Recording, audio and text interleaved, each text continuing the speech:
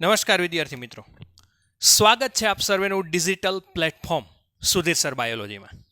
હવે આજનો lecture 12 science માટેનો અને એઝ ઇટ ઇઝ અત્યારે આપણે જે પણ લેક્ચર ચાલે છે એ મોસ્ટ ઇમ્પોર્ટન્ટ છે. મેં અહીંયા ટાઇટલ એવું માર્યું છે નીટ સ્પેશિયલ.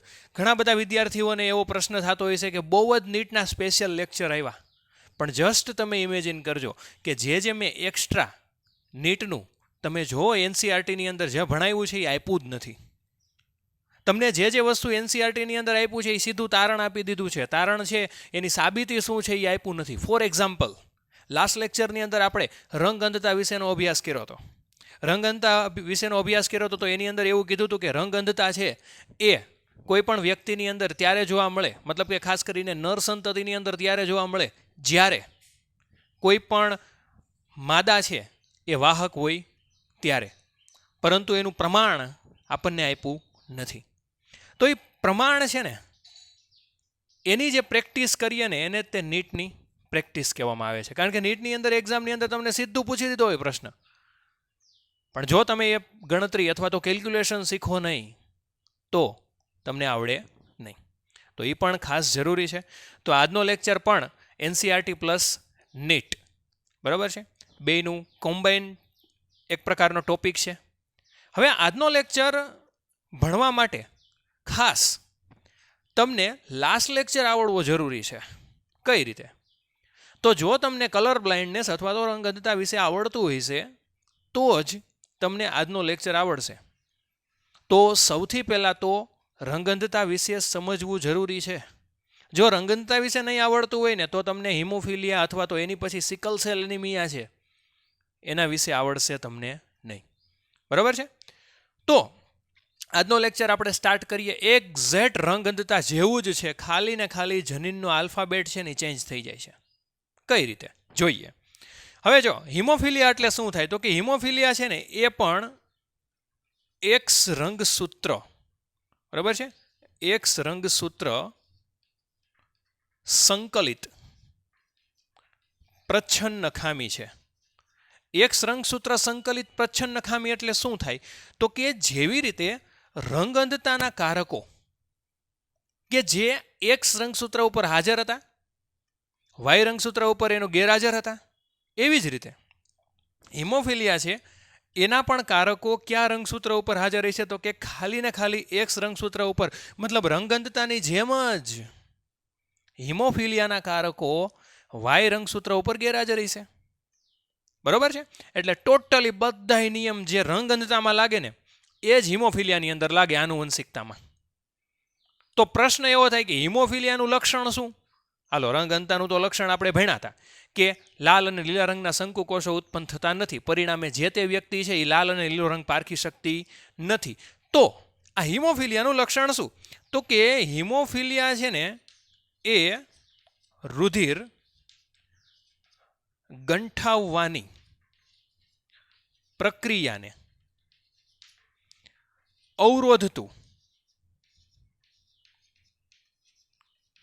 રોગ છે.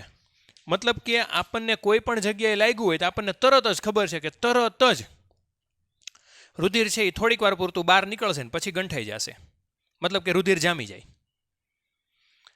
પણ જો હિમોફિલિયા રોગ થયો હોય ને તો રુધિર જામવા માટે વિશિષ્ટ પ્રકારના પ્રોટીન જવાબદાર છે.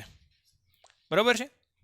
હવે રુધિર જામવા માટે ખાસ કરીને જો જવાબદાર પ્રોટીન હોય ને તો એ ફાઇબ્રિનોજન છે. આપણે 11 સાયન્સની અંદર દેહજળ અને પરિવહન ચેપ્ટરની અંદર અભ્યાસ કર્યો છે. તો એ જે પ્રોટીન છે ને એ હિમોફિલિયામાં ઉત્પન્ન થતું નથી. મતલબ કે એ ઉત્પન્ન ન થાય તો પરિણામે રુધિર ગંઠાવાની પ્રક્રિયા થશે નહીં. હવે આપણને પ્રશ્ન એવો થાય કે એ પ્રોટીન ઉત્પન્ન ન થવા માટેનું જનીન કયું? તો જેવી રીતે કલર બ્લાઇન્ડનેસ એટલે રંગ અંધતામાં કેપિટલ સી અને સ્મોલ સી હતું ને, એમ હિમોફિલિયાની અંદર બે પ્રકારના જનીન છે, એક કેપિટલ એચ અને એક છે સ્મોલ એચ. તો સ્વાભાવિક છે કે આ છે એક્સ રંગસૂત્ર સંકલિત પ્રચ્છન્ન લક્ષણ છે. તો હું તમને એવો પ્રશ્ન પૂછું કે આ બંને જે જનીન છે એમાંથી કયું જનીન હશે કે જે રોગ થવા માટે જવાબદાર છે? તો એની અંદર જવાબ આવશે સ્મોલ એચ. બરાબર છે? આ સ્મોલ એચ છે ને એ શું છે તો કે રોગ થવા માટે જવાબદાર છે. બરાબર છે. સામે કેપિટલ એચ છે એ પ્રભાવી છે. તો એ વ્યક્તિ કેવું હશે જો તો કે તંદુરસ્ત. કેવી હશે વ્યક્તિ તો કે તંદુરસ્ત. હવે આપણને એવો પ્રશ્ન થાય કે આ કેપિટલ એચ અને સ્મોલ એચ વિશેનો તો આપણે થોડો ઘણો અભ્યાસ કર્યો, પણ એ કઈ રીતે વારસામાં ઉતરે? તો હવે આના ધારો કે હું જેવી રીતે રંગંતામાં લખ્યું હતું સ્ત્રી અને પુરુષ, એના કોમ્બિનેશન લખી નાખું છું મેલ ફિમેલના. શું તો કે સ્ત્રીની અંદર છે ને કાં તો એક્સ કેપિટલ એચ હશે, કાં તો X capital H X small H હશે, અને કાં તો એક્સ સ્મોલ એચ. જેવી રીતે capital C small C capital C ભણાતા ને એવી જ રીતે કોપી છે. પુરુષની અંદર બે જ ચાન્સીસ રહેશે. શું તો કે એક્સ કેપિટલ એચ વાય, કારણ કે વાય ઉપર તો ગેરહાજર છે એટલે વાય ઉપર આપણે લખવાના નથી, અને એક્સ સ્મોલ એચ વાય. હવે એઝ ઇટ ઇઝ. હવે તમને ખબર પડે, જો કલર બ્લાઇન્ડનેસ તમને આવડતું હોય, રંગંતા આવડતી હોય તો તમને ખબર પડી જાય. શું હું તમને એમ કહું કે આ સ્ત્રીમાંથી એવી સ્ત્રી કઈ છે કે જે રોગ માટે જવાબદાર છે? તો ઓબ્વિયસ વસ્તુ છે, બધાને ખબર પડે કે જે આ બે સ્મોલ એચ ધરાવે છે એ રોગ થવા માટે જવાબદાર છે. પછી હું પૂછું વાહક કોણ છે? તો કે એક કેપિટલ ને એક સ્મોલ છે એ શું છે તો કે વાહક. પછી એમ પૂછું કે તંદુરસ્ત કોણ છે? તો કે એક્સ કેપિટલ એચ અને કેપિટલ એચ સ્મોલ એચ, આ બંને જે વ્યક્તિ છે એ કેવા હશે તો કે તંદુરસ્ત. કેવા હશે તો કે તંદુરસ્ત. બરાબર છે.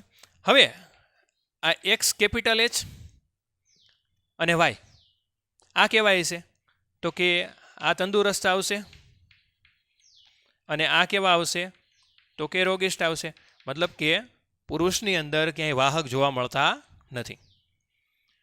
હવે આ જે હિમોફિલિયા છે ને એમાં ધારો કે સ્ત્રી છે એ વાહક હોય. કેવી હોય છે તો કે વાહક. મતલબ કે એનું જનીન બંધારણ કેવું હોય છે તો કે x capital H X small H. તો ઓબ્વિયસ વસ્તુ છે કે આ રોગ પ્રસરવાની સંભાવના કેની અંદર હશે તો કે સંતતિની અંદર, અને એ સંતતિની અંદર પણ કેમાં તો કે નર સંતતિની અંદર. આપણે આ રંગંતાની અંદર આપણે અભ્યાસ કર્યો તો, જો બેઠે બેઠું છે, કાંઈ ફેર નથી. પછી હું એમ કહું કે આજે માદાની અંદર આ રોગ થવાની સંભાવના ક્યારે રહેશે તો કે જ્યારે માદાની માતા વાહક હોય અને પિતા છે એ રોગિષ્ટ હોય. રોગિષ્ટ એટલે હિમોફિલિક. આ બંને હોય ને ત્યારે જ તે માદાની અંદર રોગ થવાની સંભાવના રહેશે. પણ જનરલી આવા લોકો છે ને એ લાંબો સમય સુધી જીવી શકતા નથી. એટલે માદાની અંદર રોગ થવાની સંભાવના બહુ જ ઓછી છે. શું કામ તો કે જો રંગંતાવાળા વ્યક્તિ છે ને એ લાંબો સમય સુધી જીવી શકે, એમાં કોઈ પ્રોબ્લેમ નથી. પણ આ હિમોફિલિયાવાળા વ્યક્તિ છે ને એ લાંબો સમય સુધી જીવી શકે નહીં, કારણ કે કોઈ પણ જગ્યાએ ઘા વાગે અથવા તો કોઈ પણ જગ્યાએ ઇન્જરી થાય તો તરત જ એમાંથી બ્લડ જવાનું બહાર નીકળી જાય. બ્લડ છે એ કોઈ પણ પ્રકારે ક્લોટ થાય નહીં, એટલે જામે નહીં, અને પરિણામે બ્લડ છે એ વધારે પડતું વહી જાય અને વ્યક્તિ જીવી શકે નહીં. મતલબ કે જે વ્યક્તિ છે એમાં ધારો કે પિતા છે એ રોગિષ્ટ હોય, માદા વાહક હોય, એ તો સામાન્ય પરિસ્થિતિમાં જીવન જીવી શકે, એ તો નો ડાઉટ. પણ પિતા રોગિષ્ટ હોય તો લાંબો સમય સુધી જીવન જીવી શકતા નથી. એટલે માદાની અંદર હિમોફિલિયા થવાના ચાન્સીસ બહુ જ ઓછા છે, અને નરની અંદર હિમોફિલિયા થવાના ચાન્સીસ ખૂબ જ વધારે છે. હવે આની અંદર છે ને હું એક જ પ્યુનેટ સ્ક્વેર તમને શીખવાડીશ, કારણ કે આનો પ્યુનેટ સ્ક્વેર છે ને કોપી ટુ કોપી છે. રંગંતાને જે પ્રેક્ટિસ કરી છે ને આપણે એ જ છે, પણ ખાલી ને ખાલી શું ચેન્જ કરવાનું છે તમારે તો કે તમારે ખાલી સંજ્ઞા ચેન્જ કરવાની છે. હાલો આપણે હવે એક પ્યુનેટ સ્ક્વેર લઈ લઈએ. ધારો કે માતા છે, બરાબર, એને આપણે લઈ લઈએ વાહક, અને પિતા લઈ લઈએ હિમોફિલિક એટલે કે રોગિષ્ટ. તો પુત્રની અંદર હિમોફિલિયા થવાની સંભાવના કેટલી, અથવા તો સંતતિની અંદર હિમોફિલિયા થવાની સંભાવના કેટલી? તો માદા છે એ વાહક છે એટલે એનું જનીન બંધારણ x capital H X small H. પિતા છે એ રોગિષ્ટ છે તો એનું જનીન બંધારણ એક્સ સ્મોલ એચ વાય. હવે એઝ ઇટ ઇઝ આપણે આનો પ્યુનેટ સ્ક્વેર ડ્રો કરી નાખીએ. તો અહીંયા આપણે પ્યુનેટ સ્ક્વેર ડ્રો કરીએ.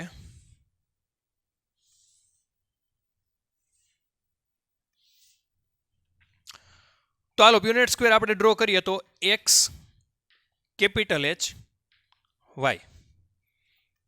X capital H, X small H. આ થયા પિતાનું જનીન બંધારણ, અલગ અલગ કરી નાખ્યા આપણે જીન્સ. અને આ થયું માતાનું. ઓકે, હવે આ બેને જોડો એટલે x capital H, X small H. એટલે આ જે માદા બેની એક એવી બનશે તો કે વાહક બનશે. અહીંયા ધરાવો તો કે એક્સ કેપિટલ એચ વાય, એટલે અહીંયા કેપિટલ એચ છે એટલે આમાં આવશે તંદુરસ્ત. બરાબર છે. આ બેનું કરાવો એટલે x capital H, x capital H. તો આમાં શું આવશે તો કે રોગિષ્ટ માદા આવશે. અને એક્સ સ્મોલ એચ વાય એટલે આમાં નર પણ કેવું આવશે તો કે રોગિષ્ટ. હવે આના નાના તમે જનીન બંધારણ પ્રમાણે જેવી રંગનતાની પ્રેક્ટિસ કરી છે ને એવી જ પ્રેક્ટિસ ફરીથી હોમવર્કમાં કરવાની છે. મતલબ કે આ ત્રણેય માતા, પહેલાં આનું છે એ આ બે નર સાથે ક્રોસ કરાવવાનું, પછી આનું આ બે નર સાથે ને આનું આ બે નર સાથે, મતલબ ફરીથી 6 યુનિટ સ્ક્વેર તમારે ડ્રો કરવાના થશે આજના હોમવર્કની અંદર. ઓકે, હવે આ હિમોફિલિયા છે ને એની સાથે બહુ જ સારામાં સારું એક્ઝામ્પલ સંકળાયેલું છે ઇંગ્લેન્ડના રાણી વિક્ટોરિયા. એનું આખું ફેમિલી છે ને એ બધા હિમોફિલિયા ધરાવે છે. હવે પ્રશ્ન એવો થાય, હિમોફિલિયા છે ને એનું આખું ફેમિલી છે, આખું એનું વંશાવળી પૃથ્થકરણ કરો ને તો બધાની અંદર હિમોફિલિયા ધરાવે છે. પણ રાણી છે ને એની અંદર કોઈ પણ પ્રકારના હિમોફિલિયાના લક્ષણ નહોતા. હવે એની અંદર નહોતા છતાં ફેમિલીની અંદર આવ્યા, મતલબ શું થયું તો કે રાણી છે ને એ રોગના શું હતા તો કે વાહક હતા. શું હતા તો કે વાહક હતા. તો આ થયું હિમોફિલિયા વિશેની માહિતી. તો આ બે પ્રકારના રોગ, મતલબ કે રંગઅંધતા અને હિમોફિલિયા, આ બે રોગ એવા છે કે જે એક્સ લિંગી રંગસૂત્ર સંકલિત પ્રચ્છન્ન રોગ છે. તમને એવું પૂછે કે બે રોગ એવા ક્યાં છે કે જે એક્સ લિંગી રંગસૂત્ર સંકલિત પ્રચ્છન્ન રોગ છે, તો એની અંદર પહેલું આવશે હિમોફિલિયા, બીજું આવશે રંગઅંધતા. બરોબર છે. તો આનો ફટાફટ સ્ક્રીનશોટ પાડી લો, ત્યાર પછી આપણે હજી સિકલ સેલ એનિમિયા પણ ભણવાનું છે. ફટાફટ સ્ક્રીનશોટ પાડી લો.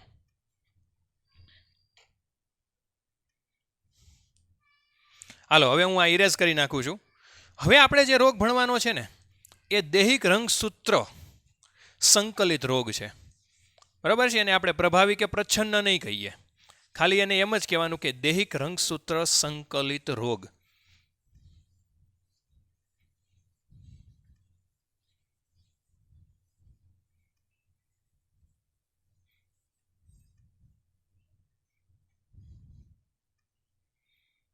અને એનું નામ છે સિકલ સેલ એનિમિયા. હવે સિકલ સેલ એનિમિયા સૌથી પહેલાં તો આપણે લખી નાખવાનું કે આ રોગ કઈ રીતે થાય છે. તો આ જો આ ખાસ યાદ રાખજો કે આ છે ને એક્સ લિંગી રંગસૂત્ર સંકલિત રોગ નથી. ખાસ હાઇલાઇટ કરું છું કે દૈહિક રંગસૂત્ર સંલગ્ન રોગ છે. દૈહિક રંગસૂત્ર એટલે એમાં એક્સ ને વાય તો કંઈ આવવાનું છે નહીં, કારણ કે એમાં બે જોડી જ હોય છે. બરાબર, આપણને ખબર છે 23 જોડમાંથી 22 જોડ દૈહિક હોય અને એક જોડ છે એ લિંગી હોય. તો આ રોગ છે ને એ દૈહિક રંગસૂત્ર સંલગ્ન રોગ છે. હવે આ રોગ છે ને એની અંદર સૌથી પહેલાં તો આ રોગ કઈ રીતે ફેલાય, તો આ રોગ છે ને એ હિમોગ્લોબિન માં કાંઈક ઉણપ ઉત્પન્ન થાય છે. ફોર એક્ઝામ્પલ, આપણે હિમોગ્લોબિનનું બંધારણ 11મા ધોરણની અંદર ભણ્યા, 11 સાયન્સની અંદર, બાયોમોલિક્યુલ્સ 9મા ચેપ્ટરની અંદર, કે હિમોગ્લોબિનના બંધારણની અંદર 4 પ્રકારની શૃંખલા હોય, 2 આલ્ફા હોય અને 2 કેવી હોય છે તો કે બીટા. બરાબર છે. બીટા એમિનો એસિડની બનેલી શૃંખલા છે. એ શૃંખલાની અંદર આ રોગ કઈ રીતે થાય છે એ સમજાવું છું. એ શૃંખલાની અંદર 6થા નંબરનો એમિનો એસિડ જનરલી કયો હોય તો કે ગ્લુટામિક એસિડ હોય. બરાબર છે. પણ એની જગ્યાએ કોણ સ્થાન લઈ લે તો કે વેલાઇન નામનો એમિનો એસિડ. પછી તમને એવું લખ્યું છે કે ગ્લુટામિક એસિડની અંદર સાઈડમાં GAG લખ્યું છે અને વેલાઇનમાં GAU લખ્યું છે. બરાબર છે, GAU. હવે આ બંને છે ને ત્રિઅંકી સંકેતો છે. આના વિશેનો આપણે અભ્યાસ છે ને આના પછીના ચેપ્ટરમાં, મતલબ કે 6થા ચેપ્ટરમાં કરશું. તમારે ખાલી અત્યારે એટલું યાદ રાખવાનું કે ગ્લુટામિક એસિડના સ્થાને કયો એમિનો એસિડ આવી જાય તો તો કે વેલાઇન નામનો એમિનો એસિડ. એના પરિણામે આ રોગ થાય જેને કહેવાય સિકલ સેલ એનિમિયા.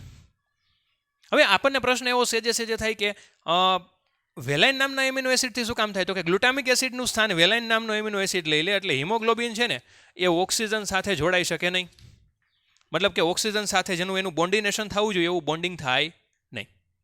એનું બોન્ડિંગ ન થાય તો એના પરિણામે શું થાય? તો કે ઓક્સિજનની ઉણપ થાય. ઓક્સિજનની ઉણપ થવાથી રક્તકણ છે એનો જનરલી આકાર કેવો હોય છે? તો કે દ્વિઅંતરગોળ. બરાબર છે? મતલબ કે આવી રીતે રક્તકણ હોય છે પણ એનો આકાર આવી રીતે હોય છે જનરલી. બરાબર? ટેબ્લેટ પ્રકારનો કહેવાય અને ટીકડી આકાર. આવો દ્વિઅંતરગોળ હોય. પણ ઓક્સિજનની ઉણપથી એ રક્તકણ છે એનો આકાર કેવો થઈ જશે? તો કે આવો દાંતરડા જેવો, બંને બાજુ અણીવાળો. તમને આકૃતિમાં આપેલો છે, ડ્રો કરવાની જરૂર નથી, પણ ખાલી તમને સમજાય એની માટે આપણે ડ્રો કરેલો છે.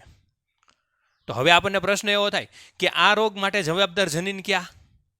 તો જો આ રોગ માટેના જે જવાબદાર જનીન છે ને એ 2 રંગસૂત્ર ઉપર આવેલા છે, 2 જોડી ઉપર. એટલે આમાં આપણે એક્સ ને વાય લખવાનું જ નથી, કારણ કે આ દૈહિક રંગસૂત્ર સંલગ્ન રોગ છે. તો આપણે ભણ્યા કઈ રીતે આમાં જનીન હોય? તો કે આ જનીન જવાબદાર છે HBS. બરાબર છે? ક્યાં જનીન જવાબદાર છે? તો કે SBS, S for sickle cell anaemia. બરાબર છે? એટલે ધારો કે આવી જોડ હોય HBS, કારણ કે કોઈ પણ જોડની અંદર દૈહિક રંગસૂત્ર હોય તો બે પ્રકારના જનીન હોય ને. કારણ કે ઓલામાં તો આપણે હાલો એક્સ ને વાય દર્શાવતા હતા, આમાં એક્સ ને વાય દર્શાવવાના હોય નહીં, કારણ કે લિંગી રંગસૂત્ર છે નહીં. તો ધારો કે આ 2 કારક એક સાથે જવાબદાર હોય ને તો પરિસ્થિતિ કેવી બનશે? તો કે રોગિષ્ટ બનશે. કેવી બનશે? તો કે રોગિષ્ટ. પછી ઘણી વખત એવું બને કે HBS મતલબ વિષમયુગ્મી પરિસ્થિતિ હોય તો એ વ્યક્તિને રોગ થશે નહીં. પણ હંમેશા એક વસ્તુ યાદ રાખવી, અત્યાર સુધી આપણે ભણતા એવા છીએ કે રોગ ન થાય પણ એ વાહક તરીકે વર્તે. મતલબ કે એનામાંથી સંતતિની અંદર રોગના જનીન આવે. ભલે પોતે તંદુરસ્ત જીવન જીવે પણ સંતતિની અંદર રોગના જનીન આવે છે. અને સાવ તંદુરસ્ત પરિસ્થિતિ હોય આપણે બધાય તો કે HBA. તો આ પરિસ્થિતિ કેવી છે? તો કે તંદુરસ્ત પરિસ્થિતિ. સમજાણું? હવે આપણને પ્રશ્ન એવો થાય કે આ રોગ છે, આ 3 પ્રકારની જનીનની જોડ સંભવ છે, એમાંથી કયા પ્રકારની જનીનની જોડ એવી છે કે જે રોગ થવા માટે જવાબદાર છે? તો કે ધારો કે માતા અને પિતા બંને વિષમયુગ્મી હોય, મતલબ કે માતાએ આ જનીન ધરાવતું હોય ને પિતાએ આ જનીન ધરાવતું હોય ને તો સંતતિની અંદર રોગ થવાના ચાન્સ છે, અધરવાઇઝ નથી. હાલો આપણે ચેક કરી લઈએ. તો કે સૌથી પહેલાં તો આપણે 2 વિષમયુગ્મી પરિસ્થિતિ લઈએ. માતા અને પિતા બંને HBA HBS ધરાવે છે. ઓકે, તો ફરીથી આપણે પ્યુનેટ સ્ક્વેર ફરીથી દોરી નાખીએ આનો. હવે આટલું હું ઇરેઝ કરી નાખું છું અહીંયા પ્યુનેટ સ્ક્વેર ડ્રો કરવા માટે.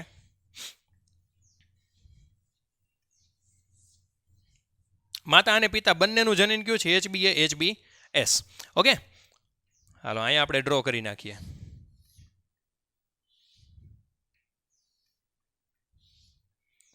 અહીંયા HBA HBS HBS. ઓલામાં જો વાય ઉપર ગેરહાજર હતું પણ આમાં એક્સ કે વાય છે નહીં એટલે દૈહિક છે એટલે બંને આવશે. આ બેને જોડો એટલે HBA HBS. બરાબર છે? સોરી, HBA HBA આવશે. આ બેને જોડો એટલે HBA HBS. આ બેને જોડો એટલે HBA HBS. આ બેને જોડો એટલે HBS HBS. હવે તમે જોશો તો આ જો જનીન બંધારણ એવું છે કે જે રોગ થવા માટે જવાબદાર છે. બરાબર? ત્યાર પછી આ 2 એવા છે કે જે રોગ થશે નહીં પણ સંતતિ કેવી ઉત્પન્ન થશે? તો કે વાહક. અને આ એક જનીન બંધારણ એવું છે કે જે તંદુરસ્ત હશે. હવે આવું તમે છે ને તમારી રીતે એક્સ્ટ્રા બીજા એક્ઝામ્પલ કરી શકો. બરાબર? હવે બીજા એક્ઝામ્પલ ક્યાં આવશે? તો કે હજી આપણે એક એવું એક્ઝામ્પલ લઈએ, આને ઇરેઝ કરી નાખું છું. કે ધારો કે માતા વાહક હોય અને પિતા તંદુરસ્ત ગણીએ આપણે. મતલબ કે માતા છે એ વાહક હોય અને પિતાને ગણીએ તંદુરસ્ત. હવે પિતા તંદુરસ્ત એટલે એની અંદર આવશે શું તો કે HbA માતા વાહક છે એટલે HbA તો as it is Punnett square કરાવો સંતતિની અંદર રોગ આવે છે કે નહીં તો આ પ્યુનેટ સ્ક્વેર આપણે ડ્રો કરી નાખીએ હવે પ્યુનેટ સ્ક્વેરની અંદર અહીંયા HbA પિતાનું ઉપર લખશું તો કે HbA આ બંનેનું આવી ગયું માતાનું લખી નાખો HbA HbS કરાવો બે તો કે HbA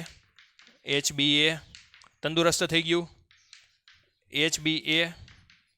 HbA બે તંદુરસ્ત આ જુઓ HbS વાહક થઈ ગયું અને અહીંયા પણ HbS એ પણ વાહક થઈ ગયું હવે જો એક વસ્તુ યાદ રાખવાની વાહક છે એની અંદર રોગ જોવા મળતો નથી આ રોગ છે ને એ સંતતિની અંદર ક્યારે આવશે તો કે જ્યારે બંને માતા પિતા વાહક હશે ત્યારે જ સંતતિની અંદર રોગ આવશે માતા કે પિતા બેમાંથી એક વાહક હશે બીજો તંદુરસ્ત હશે એક રોગિષ્ઠ હશે બીજો વાહક હશે એક તંદુરસ્ત હશે બીજો રોગિષ્ઠ હશે તો સંતતિમાં રોગ આવશે નહીં તમારી રીતે તમે પ્રેક્ટિસ કરજો બરાબર છે રોગ સંતતિમાં ક્યારે આવશે તો કે બંનેનું જનીન આવવું હશે બંને વાહક હશે ત્યારે આ રોગ આવશે એ સિવાય આ રોગ આવશે નહીં આનો સ્ક્રીનશોટ પાડવો હોય તો પણ પાડી લ્યો આની પછી ફિનાઇલ કીટોન્યુરિયા આપણે લેવાનો છે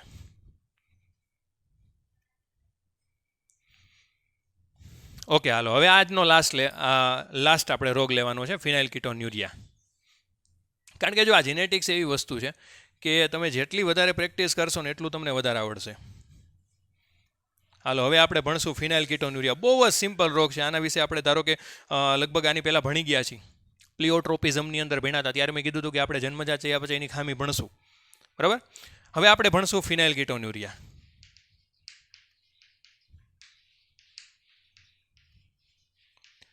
બહુ જ સિમ્પલ છે થોડુંક તો માહિતી મેં આપી દીધી છે હવે આ છે ને સૌથી પહેલાં તો કઈ રીતે આ ઉત્પન્ન થાય તો કે આ છે ને એક જન્મજાત ચયાપચયની ખામી છે મતલબ આના માટે કોઈ પણ પ્રકારે વારસાગત લક્ષણો હોવા જરૂરી નથી જન્મજાત ચયાપચયની ખામી છે આના માટે કોઈ પણ પ્રકારના જીન જવાબદાર નથી તો પ્રશ્ન થાય આ રોગ કઈ રીતે જોવા મળે તો ધારો કે કોઈ વ્યક્તિ કે જેને જન્મથી એક પરિસ્થિતિ આપણા શરીરની અંદર જોવા મળતી હોય ફિનાઇલ એલેનિન આ એમિનો એસિડ છે બરાબર છે એ જનરલી ટાયરોસિનની અંદર રૂપાંતરણ થતું હોય કેની અંદર રૂપાંતરણ થતું હોય તો કે ટાયરોસિનની અંદર એની માટે જે જવાબદાર ઉત્સેચક હોય ને મતલબ કે જે ઉદ્દીપનની પ્રક્રિયા કરતો હોય એ આ રોગની અંદર થાય નહીં મતલબ એ ઉત્પન્ન થાય નહીં પરિણામે આ ફિનાઇલ એલેનિન છે એનું ટાયરોસિનની અંદર રૂપાંતરણ થાય નહીં પરિણામે ફિનાઇલ એલેનિન અને એના વ્યુત્પન્નો છે એ પોતે શું થાય તો કે શરીરની અંદર જમા થાય આ ઉપરાંત મૂત્ર દ્વારા ત્યાગ થાય એટલે વારંવાર મૂત્ર ત્યાગ કરવાની પ્રક્રિયા થાય આ ઉપરાંત માનસિક નબળાઈ આવે અને એનિમિયા પણ થઈ શકે બસ એટલું જ યાદ રાખવાનું છે આનું બાકી આનાથી વધારે પડતું બીજું કાંઈ યાદ નથી રાખવાનું બહુ જ સિમ્પલ છે ફરીથી એક સમજાવું છું કે સૌથી પહેલાં તો આ જન્મજાત ચયાપચયની ખામી છે કે જેની અંદર ફિનાઇલ એલેનિનનું ટાયરોસિનમાં રૂપાંતરણ કરવા માટે જે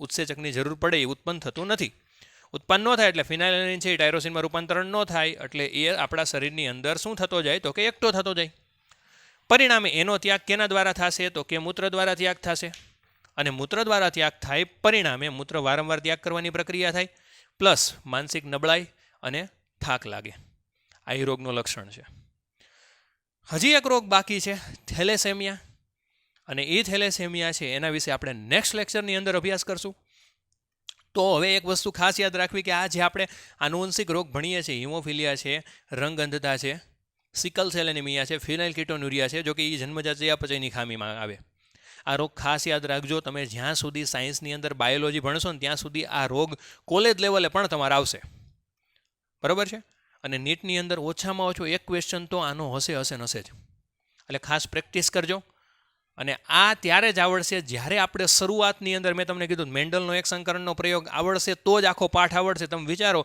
કે તમને મેન્ડલનો એક સંકરણનો પ્રયોગ ન આવડતો હોય ને તો આ કાંઈ વસ્તુ આવડે નહીં બરાબર તો ખાસ યાદ રાખજો પ્રેક્ટિસ કરજો ન સમજાય તો મને પૂછજો ઘણા બધા વિદ્યાર્થીઓના મને કોલ આવે છે, ઘણા બધા વિદ્યાર્થીઓ મારી પાસે ન ભણતા હોય એના પણ કોલ આવે છે. ઘણા બધા તો ખૂબ જ અહીંથી દૂર સુધી પોતે રહે છે, એ પણ મને મેસેજ કરે છે. બરાબર, એન્ટાયર ગુજરાતમાંથી ઘણા બધા વિદ્યાર્થીઓ કે જે મારી ચેનલ જોવે છે એના મને કોલ આવે છે, હું જવાબ આપું છું. ન સમજાય તો મને પૂછજો, બરાબર, પણ એમને મૂંઝાતા નહીં ખાસ. ઓકે, તો આજના દિવસમાં અહીં સુધી રાખીએ. વધુને વધુ વિદ્યાર્થીઓ સુધી ચેનલને પહોંચાડો. આપણા સબસ્ક્રાઈબર છે એ ખૂબ જ વધી રહ્યા છે અને વધુને વધુ વિદ્યાર્થીઓ સુધી પહોંચાડજો. ત્યાં સુધી જય હિન્દ, જય ભારત.